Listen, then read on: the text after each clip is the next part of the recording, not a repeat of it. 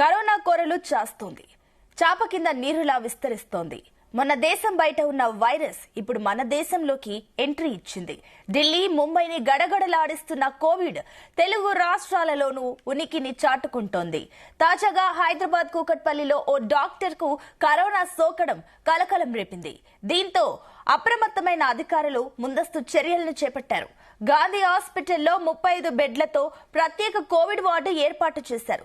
శ్వాసకోశ సంబంధిత వ్యాధుల్లో 60% వరకు ఈ వైరస్ నమోదవుతున్నట్లు నిపుణులు అంచనా వేస్తున్నారు. దగ్గు, జలుబు ఉన్నవారు జాగ్రత్తలు తీసుకోవాలని సూచిస్తున్నారు. ఎలాంటి భయాలు వద్దని, తమ వద్ద స్పెషలిస్ట్ డాక్టర్లు ఉన్నారని గాంధీ ఆసుపత్రి వైద్యులు స్పష్టం చేశారు. అలాగే కరోనా మార్గదర్శకాలను వైద్య ఆరోగ్య శాఖ విడుదల చేసింది. ఎక్కువ జనాభా ఉన్న ప్రదేశాల్లో మాస్కులు తప్పనిసరిగా వాడాలని స్పష్టం చేసింది.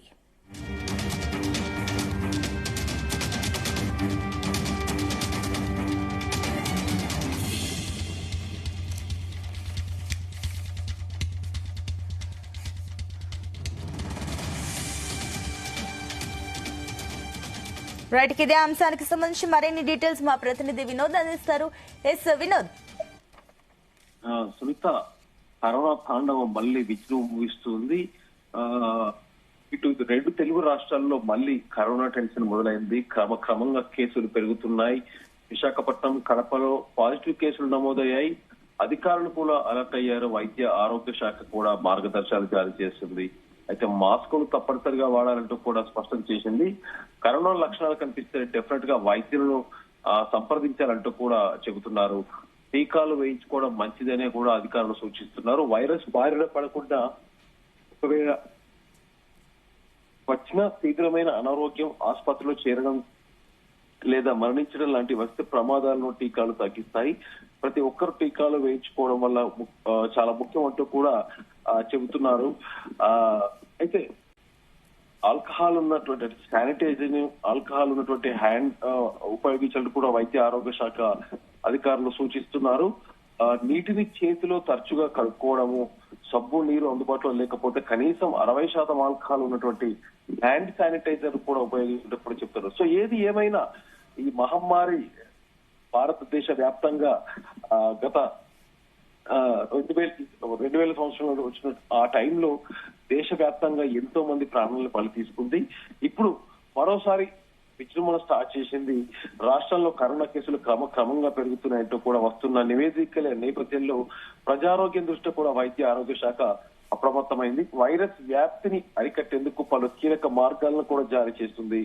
ప్రస్తుత పరిస్థితుల్లో ఇటు ప్రార్థనా సమావేశాలు కావచ్చు, సామాజిక సమావేశాలు, వేడుకలు, పార్టీలు, ఇతర సామూహిక కార్యక్రమాల్లో వీలైనంత వరకు వాయిదా వేసుకోవాలి. రైల్వే స్టేషన్లు, బస్ స్టాండ్లు ఇలాంటి రద్దీ ఉన్న ప్లేసుల్లో కూడా చాలా జాగ్రత్తగా వహించాలంటూ కూడా ఉంది.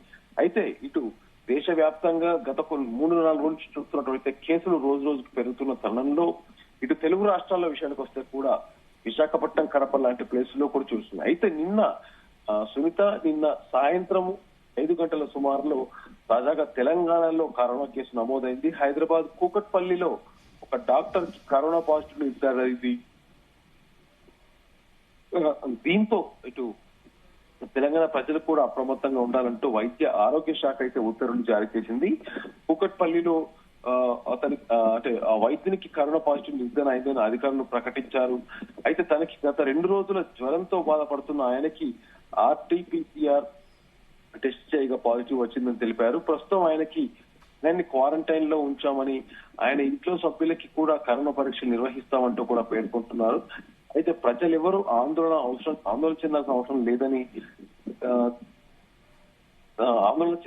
లేదంటూ కూడా తెలంగాణ వైద్యాధికారులు అయితే తెలుపుతున్నారు. ప్రజలంతా అప్రమత్తంగా ఉండాలి, బహిరంగ ప్రదేశాల్లో మాస్కులు ధరించాలంటూ కూడా చెప్పడం జరుగుతుంది.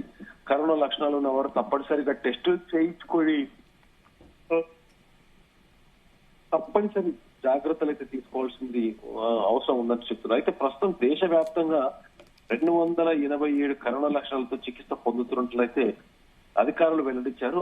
అధికంగా కేరళ రాష్ట్రంలో 98, తమిళనాడులో 67, మహారాష్ట్రలో 57, కర్ణాటకలో 16, పాండిచ్చేరిలో 13 ఇట్లా ఒక్కొక్క రాష్ట్రాల్లో కరోనా లక్షణాలతో చికిత్స పొందుతున్న వారి విషయాల గురించి ఆరోగ్య శాఖ అధికారులు వెల్లడించారు. అయితే కరోనా వ్యాప్తి ఉందని కానీ తీవ్రమైన హాని కలిగించే ఓన్లీ ఆ వ్యాప్తి అంటే ఆ కరోనా జబ్బు దానికి సంబంధించినటువంటి వైరస్ మాత్రమే స్ప్రెడ్ అవుతుంది, కానీ ఇది తీవ్రమైనటువంటి ఇబ్బంది కలిగించే అవకాశం లేదన్నారు. ముఖ్యంగా బహిరంగ ప్రాంతాల్లో మాస్క్ ధరించడంతో పాటు నివారణ చర్యలు కూడా పాటించాలంటున్నారు. అయితే జ్వరం, ఊపిరితిత్తులు లాంటి సమస్యలతో బాధపడుతున్నారు. డెఫినెట్ గా డాక్టర్ సంప్రదించి దానికి సంబంధించినటువంటి చర్యలు తీసుకోవాలి. అయితే ఏది ఏమైనా దేశవ్యాప్తంగా దేశం బయట ఉన్న వైరస్ ఇప్పుడు మళ్ళీ మన దేశంలోకి ఎంట్రీ ఇచ్చింది. ఇటు ఢిల్లీ, ముంబైని గడగడలాడిస్తున్న కోవిడ్ తెలుగు రాష్ట్రాల్లో కూడా తన ఉనికిని చాటుతోంది. ముఖ్యంగా సునీత నిన్న అంటే దాదాపు గత 4-5 రోజుల నుంచి కూడా దేశవ్యాప్తంగా ఉన్నటువంటి కేసులు అవ్వచ్చు, కరోనాకు సంబంధించినటువంటి అప్డేట్స్ చూసినా కూడా పెద్దగా ఇంపాక్ట్ పడలేదు. కానీ తెలుగు రాష్ట్రాల్లోకి ఎప్పుడైతే కరోనా తన ఉనికిని చాటుకు ముఖ్యంగా నిన్న కూకట్పల్లిలో డాక్టర్ కి కరోనా సోకడం అనేది అయితే నిజంగా కలకలం రేపుతోంది. 2 తెలుగు రాష్ట్ర ప్రజలు కూడా కొంత ఆందోళనకైతే గురవుతున్నారు. అధికారులు కూడా ముందస్తు చర్యలు తీసుకుంటున్నారు. గాంధీ హాస్పిటల్లో కూడా, హైదరాబాద్ లో ఉన్నటువంటి గాంధీ హాస్పిటల్ దాదాపు 40 బెడ్లతో ప్రత్యేక కోవిడ్ వార్డు కూడా ఏర్పాటు చేస్తున్నారు. అయితే శ్వాసకోశ సంబంధిత వ్యాధుల్లో దాదాపు 60% వరకు ఈ వైరస్ నమోదవుతున్నట్టయితే నిపుణులు అంచనా వేస్తున్నారు. మొత్తానికి దగ్గు, జలుబు ఉన్న వారైతే డెఫినెట్ గా తగు జాగ్రత్తలు తీసుకోవాలి. అసలు ఎలాంటి భయాలు కూడా ఉంచొద్దు, ఎలాంటి భయభ్రాంతులు గురి కావద్దంటూ కూడా అధికారులు అయితే తెలుపుతున్నారు. అయితే గాంధీ హాస్పిటల్ స్పెషలిస్టులు కూడా హాస్పిటల్లో చాలా స్పెషల్ డాక్టర్లు ఉన్నారు అంటూ కూడా వాళ్ళు అంటే మెరుగైన వైద్యానికి మేమంతా రెడీగా ఉన్నామంటూ కూడా ఇటు గాంధీ హాస్పిటల్ వైద్యులు కూడా స్పష్టం చేస్తున్నారు. Sumitha. Right Vinod, thank you.